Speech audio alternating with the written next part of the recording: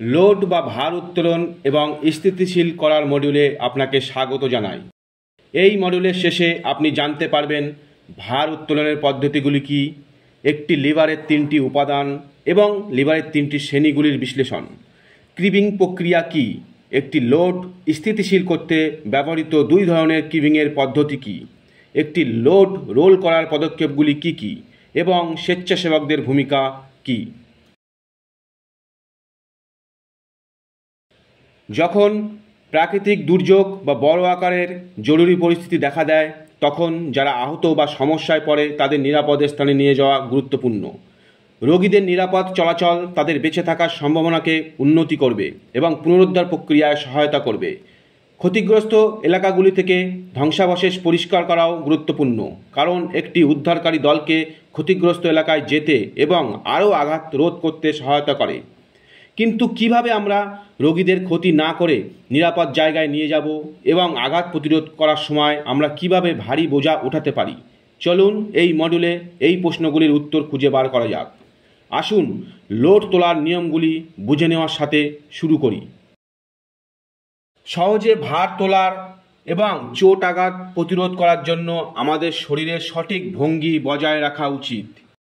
এখানে উত্তোলনের জন্য প্রাথমিক নিয়মগুলি হল: সাবধানে আপনার পদক্ষেপের পরিকল্পনা করুন এবং স্থিতিশীলতার জন্য আপনার পা সঠিকভাবে স্থাপন করুন। আপনার পায়ের উপর ভর দিয়ে উত্তোলন করুন, পিছনে নয়।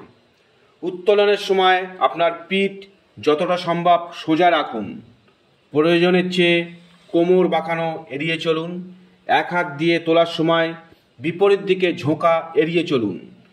বস্তুটি ধরতে আপনার হাঁটু বাঁকান এবং পিঠ সোজা রাখুন। বস্তুর ওজন যতটা সম্ভব আপনার শরীরের কাছাকাছি রাখুন। রোগীকে তোলার সময় আপনার সঙ্গী বা দলের সাথে এবং রোগীর সাথে পরিষ্কার এবং ঘন ঘন যোগাযোগ বজায় রাখুন। চোখের যোগাযোগ বজায় রাখা সমন্বয়ের একটি গুরুত্বপূর্ণ দিক।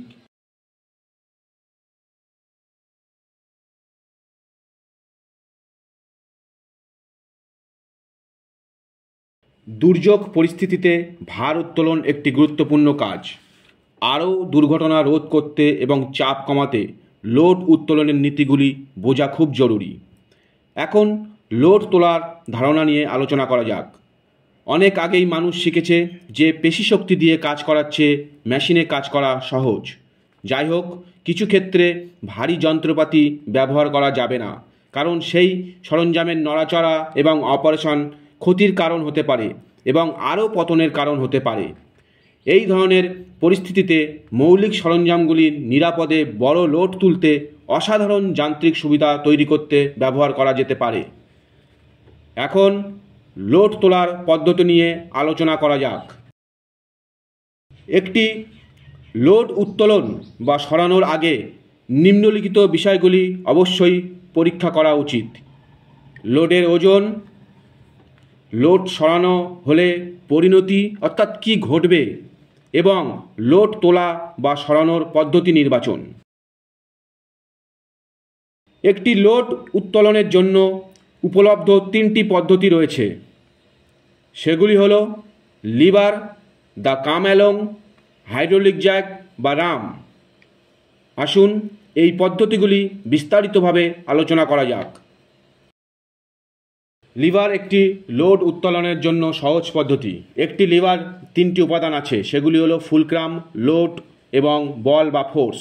একটি লিভার হলো একটি অনমনীয় বার যা সোজা বা বাঁকানো হয়, যা ফুলক্রাম নামক একটি সংযোজিত বিন্দুতে সরানো যায়। ফুলক্রাম হলো সেই বস্তু বা স্থান যা লোডকে সাপোর্ট করে যখন একটি লিভার অন্য বস্তুকে সরানোর জন্য ব্যবহার করা হয়। লিভারের কিছু প্রয়োগ হলো এমন একটি বোঝা সরানো যেটি খুব ভারী, যা হাত দিয়ে সরানো বা টানা বা ওঠানো খুব কঠিন।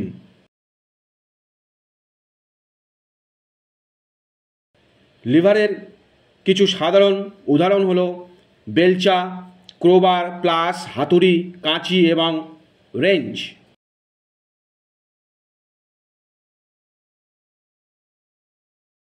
3 ধরনের লিভার আছে: ক্লাস 1 লিভার, ক্লাস 2 লিভার এবং ক্লাস 3 লিভার। এটি সম্পর্কে আরও জানতে পয়েন্টারটিকে প্রতিটি ধরনের লিভারে টেনে আনুন। ক্লাস 1 লিভার ফুলক্রামটি বল এবং লোডের মধ্যে স্থাপন করে। উলম্বভাবে একটি লোড উত্তোলন করার সময় এই ব্যবস্থাটি সবচেয়ে বড় যান্ত্রিক সুবিধা প্রদান করে। আপনি একটি দীর্ঘ লিভার ব্যবহার করে যান্ত্রিক সুবিধা বাড়াতে পারেন।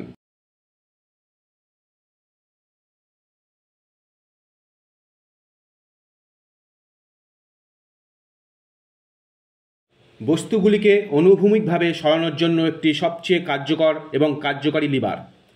এটি সর্বাধিক যান্ত্রিক সুবিধা রয়েছে। ক্রোবার এবং প্রিবার হলো ক্লাস 1 লিভারের ভালো উদাহরণ। তারা উলম্বভাবে বস্তু উত্তোলনের জন্য খুব দরকারি।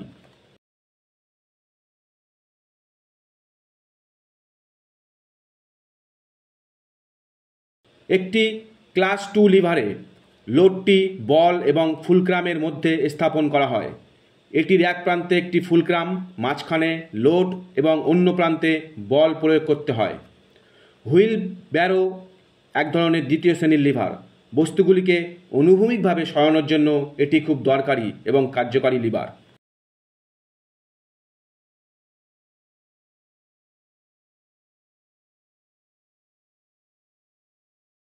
একটি ক্লাস 3 লিভারে লোড এবং ফুলক্রামের মধ্যে বল প্রয়োগ করতে হয়। এর এক প্রান্তে একটি ভার রেখে বিপরীত প্রান্তে ফুলক্রাম এবং মাঝখানে বল প্রয়োগ করা হয়। এই ধরনের লিভার ব্যবহার করা হয় যখন কোনো বস্তুকে বেশি দূরত্বে সরানোর জন্য বল প্রয়োগ করতে হয়। বেলচা এবং ঝাড়ু তৃতীয় শ্রেণীর লিভারের উদাহরণ।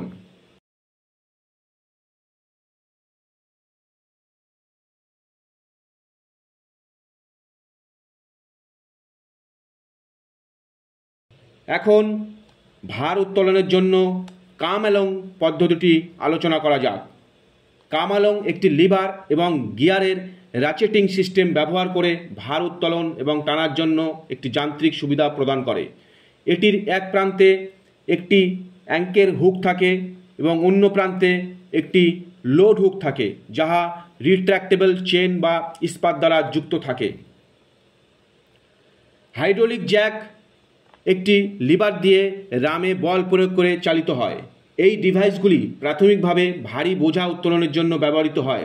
যদিও তাদের সাধারণ অল্প নাগাল থাকে, তবে তারা অত্যন্ত শক্তিশালী। একটি হাতে চালিত বোতল জ্যাক 50 টন পর্যন্ত তুলতে পারে। হাইড্রোলিক জ্যাক টেবিলটি মাটিতে রাখা গুরুত্বপূর্ণ। জ্যাকগুলি পার্শ্বীয় লোডগুলি পরিচালনা করার জন্য ডিজাইন করা হয়নি।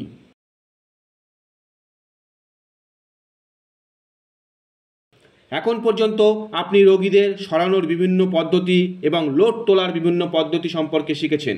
এখন আপনার বোঝাপড়ার পরীক্ষার জন্য একটি কার্যকলাপ গ্রহণ করা যাক। এখানে শর্তাবলী এবং তাদের সম্পর্কিত ছবি আছে। শব্দটি টেনে নিন এবং এটি চিত্রের সাথে মেলে স্লটে ফেলে দিন এবং জমা দিন ক্লিক করে।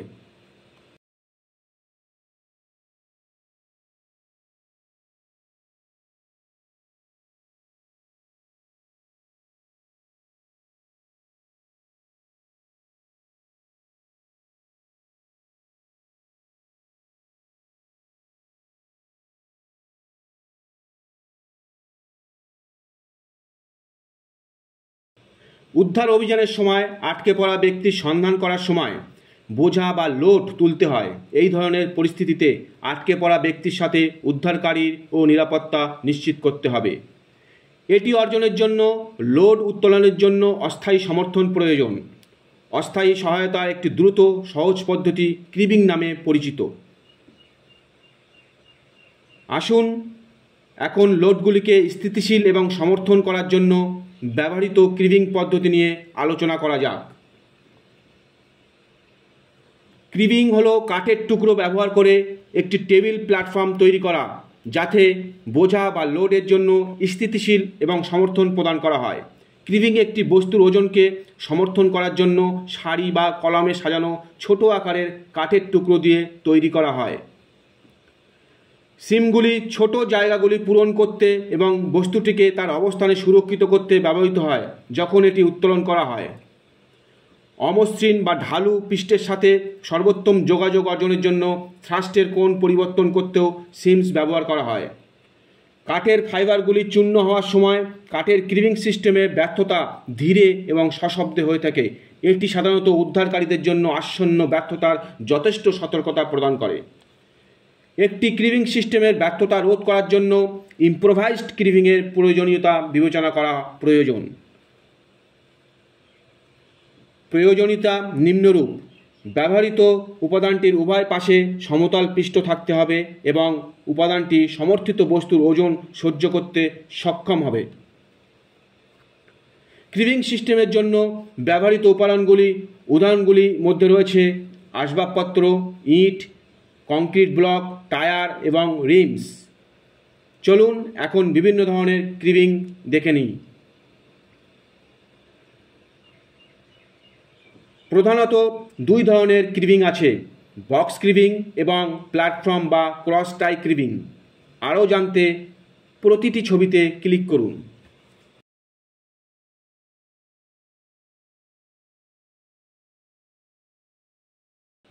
বক্স ক্রিভিংয়ের একটি বর্গাকার কনফিগারেশনে কাঠের ব্লক দিয়ে তৈরি করা হয়।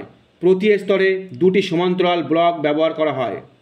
স্তরগুলি একে অপরের সাথে 90 ডিগ্রিতে সেট করা হয় এবং কাঠের ব্লকগুলির প্রান্তগুলি একে অপরকে 10 সেন্টিমিটার দ্বারা ওভারল্যাপ করা হয়। বক্স ক্রিভিংয়ে একটি খোলা কেন্দ্র থাকে। প্ল্যাটফর্ম বা ক্রস টাই ক্রিভিং কাঠের ব্লক দিয়ে তৈরি করা হয়। 3 বা তার বেশি কাঠের টুকরোগুলিকে শক্ত স্তরে সাজানো থাকে। স্তরগুলি একে অপরের সাথে 90 ডিগ্রি সেট করা হয়। কাঠের টুকরোগুলির মধ্যে সামান্য বা কোনো ফাঁকা স্থান থাকে না। কাঠের টুকরোগুলির প্রান্তগুলিও একে অপরকে 10 সেন্টিমিটার দ্বারা ওভারল্যাপ করা থাকে। আসুন এখন ক্রিভিংয়ের জন্য নির্দেশিকা এবং নিরাপত্তা ব্যবস্থা নিয়ে আলোচনা করা যাক। ক্রিভিংয়ের জন্য সাধারণ নির্দেশিকাগুলি হল: লোড সম্পূর্ণরূপে বিতরণ করার জন্য প্রথম স্তরটি শক্ত হওয়া উচিত, বিশেষত নরম পৃষ্ঠে যেমন মাটি ও অ্যাসফল্টে। সাধারণ নিয়ম হল ক্রিভিংয়ের জন্য ব্যবহৃত কাঠের টুকরোগুলির প্রস্থের 3 গুণ উচ্চতা সীমিত করা, যা 3:1 উচ্চতা থেকে প্রস্থের অনুপাত। উদাহরণস্বরূপ, কাঠের টুকরোগুলি যদি প্রথম খাঁটির এক পাশ থেকে শেষ খাঁজের বাইরের দিকে 1 মিটার চওড়া হয়, তাহলে খাঁড়াটির উচ্চতা 3 মিটারের বেশি হওয়া উচিত নয়। সর্বদা প্রায় 10 সেন্টিমিটার দ্বারা কোণগুলি ওভারল্যাপ করুন। এটি পৃথক কোণগুলিকে বিভক্ত করা প্রতিরোধ করে, যা সামগ্রিক স্থিতিশীলতাকে নেতিবাচকভাবে প্রভাবিত করতে পারে। ক্রিভিং প্রতি স্তর কনফিগারেশনে 2 বা 3 সংখ্যার 10 সেন্টিমিটার বাই 10 সেন্টিমিটার থেকে 20 সেন্টিমিটার বাই 20 সেন্টিমিটার সংখ্যার একটি বহু সংখ্যার স্তর তৈরি হওয়া উচিত। কাঠের লোড বহন ক্ষমতা কাঠের ধরন এবং মানের উপর নির্ভর করে। ধারণ ক্ষমতা সমস্ত ভারবহন পৃষ্ঠের সমষ্টিতে প্রয়োগ করা লোড লম্ব থেকে প্রাপ্ত লোড দ্বারা নির্ধারিত হয়। ঠিকাদারদের দ্বারা ব্যবহৃত এবং স্বল্পমেয়াদী জরুরি পরিস্থিতিতে প্রায় পার্শ্বীয় শক্তির জন্য বিয়ারিংয়ের মধ্যে ঘর্ষণের উপর নির্ভর করে, যা আফটার শকগুলির জন্য অপর্যাপ্ত। টুকরোগুলির মধ্যে ঘর্ষণ ছাড়াও পার্শ্বীয় প্রতিরোধের জন্য পৃথক টুকরোগুলিকে খাঁজ করা যেতে পারে। মেটাল ক্লিপগুলি পার্শ্বীয় শক্তি এবং ক্র্যাপগুলির জোড়ার মধ্যে তির্যক ধনুবর্ধনী উন্নত করতেও ব্যবহৃত করা যেতে পারে। একটি ক্রিভিং সিস্টেম সেট আপ করার সময় নিরাপত্তা ব্যবস্থা রয়েছে। 1 ইঞ্চি তুলুন এবং 1 ইঞ্চি সরান। ক্রিভিং করার সময় কখনই লোডের নিচে হাত রাখবেন না এবং সর্বাধিক স্থিতিশীলতার জন্য ক্রিভিংয়ের উচ্চতা ক্রিভিং ব্লকের প্রস্থের 3 গুণের বেশি হওয়া উচিত নয়, অর্থাৎ 3:1। এরপর ভার উত্তোলন এবং স্থিতিশীল করার পদ্ধতি নিয়ে আলোচনা করা যাক।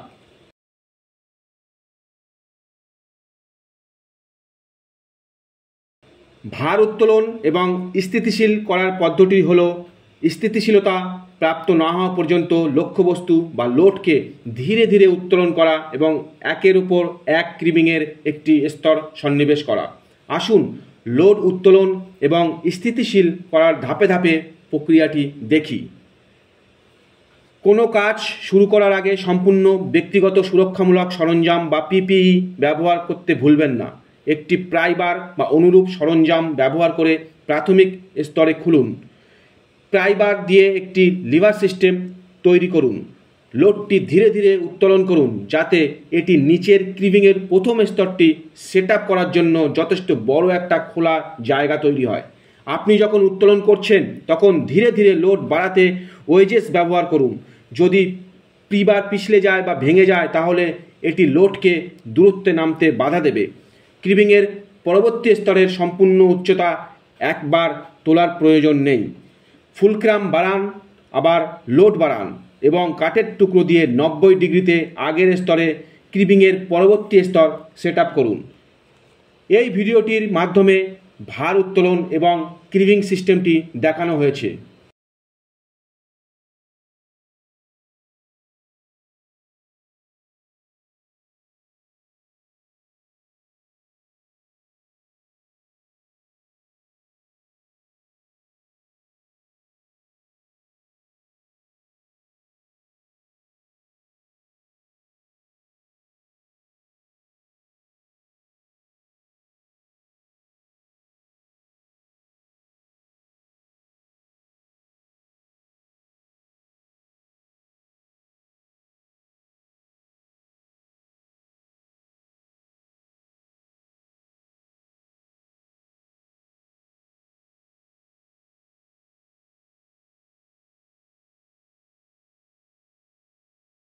আপনি ধাতুর টিউব ব্যবহার করতে পারেন ভারী লোডগুলিকে উত্তোলনের পরবর্তীতে রোল করতে।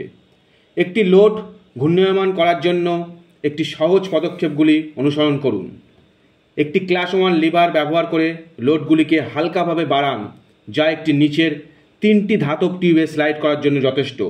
ক্রিভিংয়ের জন্য উত্তল কৌশল ব্যবহার করুন। তারপর ক্লাস 2 লিভার ব্যবহার করে লোডটিকে পছন্দসই দিকে ঠেলে দিন।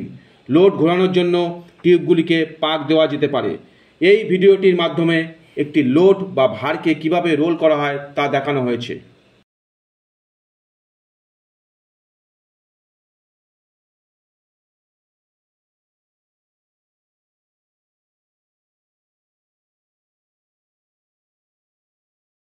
পরবর্তীতে স্বেচ্ছাসেবকদের ভূমিকা সম্পর্কে জেনে নেওয়া যাক। স্বেচ্ছাসেবকরা বিভিন্ন উপায়ে সাহায্য করতে পারেন। স্বেচ্ছাসেবকরা ঘটনার স্থানে উপস্থিত বিপদগুলিকে পরিষ্কার করে ক্ষতিগ্রস্তদের নিরাপত্তা নিশ্চিত করতে প্রতিক্রিয়াকারীদের সাহায্য করতে পারে। স্বেচ্ছাসেবকরা উদ্ধারকারীদের সাহায্য করতে পারে আহতদের বহন করতে ম্যানুয়ালি বা স্ট্রেচার ব্যবহার করে। তারা আহতদের ড্রেসিং এবং স্থিতিশীল করার ক্ষেত্রে এমএফআরকে সাহায্য করতে পারে। স্বেচ্ছাসেবকদের অবশ্যই সচেতন হতে হবে যে রোগীর অবস্থার জন্য বিশেষ কৌশলগুলির প্রয়োজন যাতে আঘাতগুলি আরও বাড়তে না পারে। এই ধরনের পরিস্থিতিতে একজন ডাক্তার বা মেডিকেল স্টাফের জন্য অপেক্ষা করুন। স্বেচ্ছাসেবকরা মৌলিক জীবন সমর্থন করার ব্যবস্থা রক্ষণাবেক্ষণে চিকিৎসা কর্মীদের সাহায্য করতে পারে। এখন আমরা মডিউলের শেষ প্রান্তে চলে এসেছি। এর গুরুত্বপূর্ণ অংশগুলি স্মরণ করা যাক। দুর্যোগের সময় আহত ব্যক্তিদের নিরাপদ স্থানে সরানো গুরুত্বপূর্ণ। রোগীকে নিরাপদে সরানোর 2টি পরিস্থিতি আছে, এমার্জেন্সি মুভ এবং নন এমার্জেন্সি মুভ। আগুন, বিস্ফোরণ এবং অক্ষম রোগীকে বিপদ থেকে রক্ষা করার সময় এমার্জেন্সি মুভের প্রয়োজন হয়। যখন রোগী স্থিতিশীল এবং সরানোর জন্য পর্যাপ্ত সময় এবং কর্মী থাকে তখন নন এমার্জেন্সি মুভ ব্যবহার করা যেতে পারে। ভার উত্তোলনের জন্য উপলব্ধ 3টি পদ্ধতি আছে। এর মধ্যে রয়েছে লিভার, কামালাং এবং হাইড্রোলিক জ্যাক বা রাম। অস্থায়ীভাবে লোড সমর্থন করার একটি দ্রুত ও সহজ পদ্ধতি ক্রিভিং নামে পরিচিত। ক্রিভিং একটি বস্তুর ওজনকে সমর্থন করার জন্য সারি বা কলামে সাজানো ছোট আকারের কাঠের টুকরো দিয়ে তৈরি হয়। প্রধানত 2 ধরনের ক্রিভিং আছে, বক্স ক্রিভিং এবং প্ল্যাটফর্ম বা ক্রস টাই ক্রিভিং। একটি লোড উত্তোলন এবং স্থিতিশীল করার পদ্ধতির মধ্যে রয়েছে লোড উত্তোলন এবং ক্রিভিংয়ের এক স্তরের উপর আরেকটি স্তর সন্নিবেশ যতক্ষণ না পর্যন্ত সম্পূর্ণতা এবং স্থিতিশীলতা প্রাপ্ত হয়। স্বেচ্ছাসেবকরা ক্ষতিগ্রস্তদের নিরাপত্তা নিশ্চিত করতে উদ্ধারকারীদের সাহায্য করতে পারে।